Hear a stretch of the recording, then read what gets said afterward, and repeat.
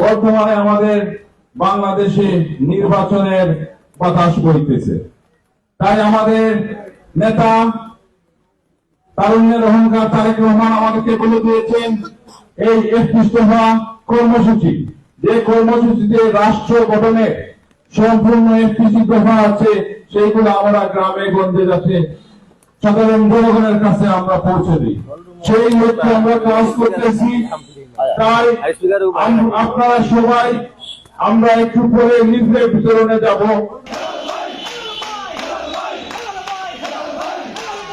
আমাদের প্রয়োজনে মন্ত্রী বানাবো, আমাদের প্রয়োজনে এমপি বানাবো, যারা আমাদের দুঃখ দুর্দশা বুঝবে তাদেরকে নিয়ে আমরা এগিয়ে যাবো।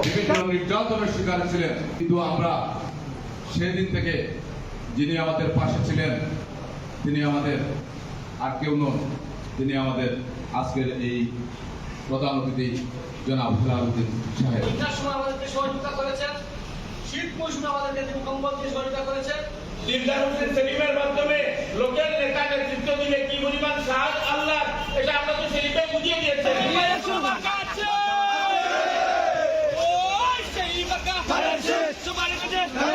সবার মুখে ইনশাআল্লাহ জুড়ে পড়ে তালমিলাইয়া হেলাল ভাইয়ের সবার মুখে আর হেলাল ভাই চলে যাবে সংসদে পার্লামেন্টে ময়মনসিংহে ফেদুয়া নিয়ে